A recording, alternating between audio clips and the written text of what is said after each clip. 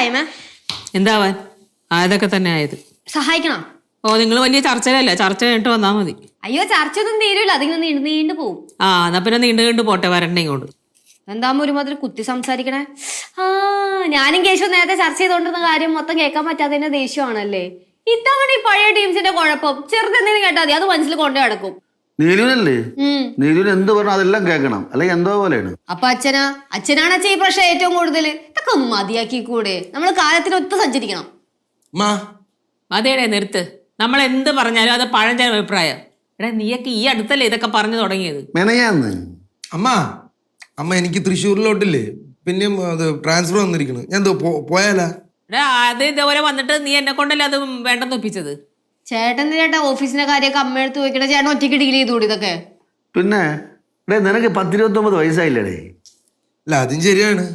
അമ്മ നേരത്തെ ഇടപെടാണ്ടിരുന്നെങ്കിലേ ഞാൻ തൃശ്ശൂരിൽ ഇപ്പൊ ടീം ലീഡർ ആയനെ, നല്ല ശമ്പളം കൂടി കിട്ടിയേനെ. അമ്മ ഇടപെടാണ്ടിരുന്നെങ്കില എന്താണ് നീ പറയണത്?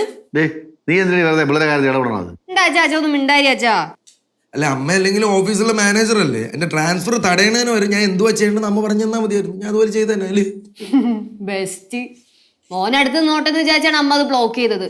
ഇപ്പൊ മനസ്സിലായ പഴഞ്ച സെന്റിമെന്റ്സ് കൊണ്ട് നിന്നാലേ അത് അമ്മയ്ക്ക് എന്നെ ഭാര്യയാവും. നീ ചെയ്തത് മുഖദ്രോഹത്തിനോ?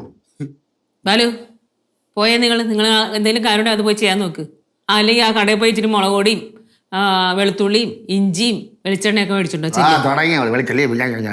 അമ്മയ്ക്ക് ജിഞ്ചർ ഗാർലിക് പേസ്റ്റ് ഒക്കെ യൂസ് ചെയ്തൂടെ അമ്മ? ചില്ലി പേസ്റ്റും കിട്ടുമല്ലോ, കാര്യമൊക്കെ എന്ത് എളുപ്പത്തിൽ നടക്കും. അതുപോലെ തന്നെ ഇപ്പൊ പാക്കറ്റ് ചപ്പാത്തി, പാക്കറ്റ് ദോശമാവ് അരച്ച് നേരിട്ട് കിട്ടുന്ന മാവൊന്നും അത്രയും പെർഫെക്ഷൻ ഇല്ല. അതൊക്കെ നമുക്ക് സിമ്പിൾ ആയിട്ട് പണിയും കാര്യങ്ങളൊക്കെ നടക്കും. സവാളയൊക്കെ തൊലി കളഞ്ഞത് കിട്ടും. അതുപോലെ തന്നെ പച്ചക്കറി കട്ട് ചെയ്തത്, അടുക്കള പണിയൊക്കെ സിമ്പിൾ ആയിട്ട് പോകുമ്പോ കടയിൽ പോയി കഴിച്ചാൽ പോരെ, നല്ല ഭക്ഷണം കിട്ടൂലേ? ജോലി ഒന്നും ചെയ്തിട്ടില്ല. അച്ഛൻ്റെ ഈ സംസാരമാണ് എനിക്ക് ഒട്ടും പിടിക്കാത്തത്. അമ്മയുടെ ഈ പഴഞ്ചൻ പാചകവും പിടിച്ചോണ്ടിരുന്നോട്ടോ. എന്റെ അമ്മ ഈ പാക്കറ്റ് പൊറോട്ടയും പൂരിയൊക്കെ കിട്ടൂന്ന്. അതുപോലെ തന്നെ ഫിഷ് മസാലയും. ഫിഷ് മാർക്കറ്റിൽ ചെന്ന് കഴിഞ്ഞാൽ കട്ട് ചെയ്ത ഫിഷ് കിട്ടും, ഫിഷ് മസാല കിട്ടും. അതൊക്കെ മേടിച്ചോണ്ട് വന്നാ പോരെ? തൽക്കാലം കാര്യങ്ങൾ പഴഞ്ചൻ രീതിയിൽ തന്നെ അങ്ങ് പോട്ടെ.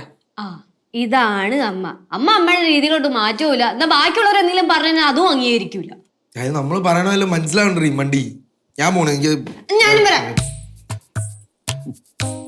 നീലുവേ നീ എന്തരടി ഇനി കാലം മാറി വരണ്, പുതിയ രീതികൾ സ്വീകരിക്ക്, പിള്ളേരെ പറഞ്ഞ കേക്ക്. നീ പിടിച്ച കൊമ്പികളാണ് ഏറ്റവും സ്ട്രോങ് ആവുകൊണ്ട് തൂക്കി കിടക്കാതെ. അച്ഛനമ്മ വരെ പാക്കറ്റ് കിട്ടുന്ന കാലമാണ് ഇപ്പോൾ. ഇവിടെ നിൽക്കണോ അതോ പോണോ?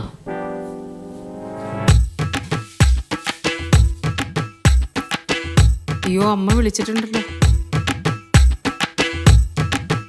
അമ്മ എന്താമ്മ? വയ്യെങ്കിൽ വേണ്ടാന്ന് പറ. ആണോ? എന്നാ പിന്നെ വരാൻ പറ. ഞാനും ബാലും കൂടെ അങ്ങോട്ട് വരാം ഒരു ദിവസം. എന്നിട്ട് സംസാരിക്കാം. എന്നിട്ട് മതിയെന്നേ, എന്നിട്ട് ചെയ്യാം. ശരി. എന്താണ് പടവലത്ത് അമ്മ വിളിച്ചതാ. അവിടെ റബ്ബർ മാറ്റിയിട്ട് തെങ്ങ് വെക്കണ കാര്യം പറഞ്ഞിട്ടുണ്ടായിരുന്നല്ലോ. അപ്പൊ റബ്ബർ പിഴുത മാറ്റാനായിട്ട് JCB ആയിട്ട് ആൾക്കാർ വരുമെന്ന് പറഞ്ഞ്. അച്ഛനാണെങ്കിൽ ഒട്ടും വയ്യ. ഇപ്പൊ അവര് വന്നിട്ടും കാര്യമില്ല. അപ്പൊ ഞാൻ അവരോട് ഇപ്പൊ വരണ്ടെന്ന് പറഞ്ഞു. കാരണം ഇപ്പൊ അവർ വന്നിട്ട് എന്ത് ചെയ്യാനാ? കുറെ ദിവസം പിടിക്കും, 10-15 ദിവസം പിടിക്കും ഈ പണി കഴിയണമെങ്കിൽ. അപ്പൊ നമ്മളുടെ കൂടെ ഒരു ദിവസം അങ്ങോട്ട് ചെല്ലാന്ന് പറഞ്ഞിട്ടുണ്ട്. അത് മതി, നമ്മൾ ഇതിന്റെ കാര്യങ്ങൾ തീരുമാനിച്ചാൽ മതി. മാമന് വയ്യാത്തല്ലേ, അടങ്ങി ഇരിക്കാൻ പറ. അത് തന്നെ. എന്ത് പണിയാ അമ്മ കാണിച്ചത്? ആ റബ്ബർ അവിടെ നിൽക്കുന്നതുകൊണ്ട് യാതൊരു ഗുണവും ഇല്ല. അത് പിഴുതും മാറ്റി തെങ്ങ് നോക്കണ കാര്യം പറയപ്പോ അമ്മ അത് ബ്ലോക്ക് ചെയ്താ. എനിക്ക് അറിയാൻ പാടാത്തോണ്ട് ചോദിക്കാം, അമ്മയുടെ പ്രശ്നം എന്താ? അല്ല അച്ഛൻ അവിടെ ഹൈബ്രിഡ് തെങ്ങ് നോക്കാന്ന് പറഞ്ഞ ഓർമ്മയില്ല? ഞാൻ മറന്നുപോയി. ഞാൻ പറഞ്ഞിരുന്നു ഹൈബ്രിഡ് തെങ്ങ്. അല്ല അമ്മ അവിടെ ഇപ്പൊ റബ്ബർ വെട്ടാൻ ആരും വരുന്നില്ലല്ലോ. അപ്പൂപ്പനാണെങ്കിൽ ഇറങ്ങി വെട്ടാനും വയ്യ.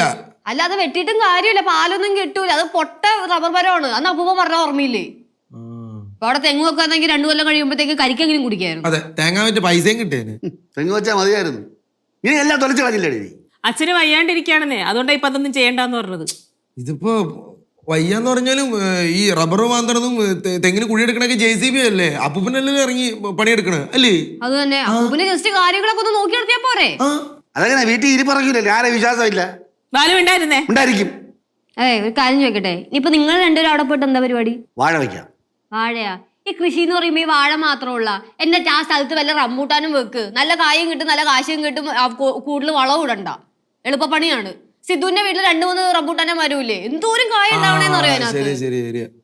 ഇത്രയും റംബുട്ടാനൊക്കെ വെക്കുമ്പോഴേ ഒരുപാട് ഉണ്ടാവും. പിന്നെ അത് വിൽക്കാനായിട്ട് അതിന്റെ മാർക്കറ്റ് കണ്ടുപിടിക്കണം. അമ്മ അങ്ങനെ പറയില്ലമ്മ. ഇപ്പോഴത്തെ കാലഘട്ടം എന്തുവാ, വ്യത്യസ്ത കൃഷികൾ ചെയ്യണ ആൾക്കാർക്ക് ഇപ്പോൾ സോഷ്യൽ മീഡിയ കൂടി ഇഷ്ടം പോലെ കാലത്ത് മാർക്കറ്റിംഗ് കണ്ടുപിടിക്കുന്നുണ്ട്. വിരൽ തുമ്പത്തല്ലേ, എവിടെ ഇരുന്നാണെങ്കിൽ എന്തുവാണെങ്കിൽ കണ്ടുപിടിക്കും. അത് കറക്റ്റാ, അത് ഉറപ്പാണ്. അമ്മയുടെ വിചാരം എന്താണെന്നറിയോ, ഈ റംബൂട്ടാനൊക്കെ പറിച്ച് ചാക്കിലേക്ക് കെട്ടി നമ്മൾ മാർക്കറ്റിൽ കൊണ്ടുപോയി വിൽക്കണം എന്ന്. അതൊക്കെ മാറി, ആ കാലഘട്ടമൊക്കെ കഴിഞ്ഞ്. ഇവിടെ കുടുംബത്തോടെ ഇങ്ങനെ തന്നെ. ഇവിടെ ഒരു അപ്പൂ പോയിട്ടായിരുന്നു, പണം വിറ്റ് തലേ ചോദിച്ചോണ്ട് ചന്തയിൽ പോകും. എന്നാൽ ട്രാക്ടർ പിടിക്കാനും കളവണ്ടി പോലെ കാശുണ്ട്, പക്ഷെ പോകില്ല, തലേ ചോദിച്ചോണ്ടേ പോകുള്ളൂ. അമ്മ ഇപ്പോഴും ആ കാലഘട്ടത്തിൽ മാറിയിട്ടില്ല കേട്ടാ. കാളവണ്ടി യുഗം.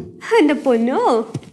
അമ്മ അതെ, ഇനി അടുത്ത പ്രാവശ്യം നിങ്ങൾ ആരെങ്കിലും പടവലത്ത് പോകാണ്ടെങ്കിൽ ഞങ്ങളെ കൂടെ കൂട്ടിക്കൊണ്ടു. വെറുതെ ഭാവിയിലോട്ടുള്ള മണ്ടത്തരങ്ങൾ കാണിച്ചു നോക്കണ്ട. ഓക്കെ ഇലുവേ, നീ എന്തിനാ ഫോർവേഡായിട്ട് ചിന്തിക്കട്ടെ? ഇപ്പോഴും 1980 നെയ്യാറ്റിങ്ങനെ മനസ്സിൽ കൊണ്ടു നടക്കുന്ന ആളുടെ കൂടെ ജീവിക്കുന്നതുകൊണ്ട് പഴഞ്ച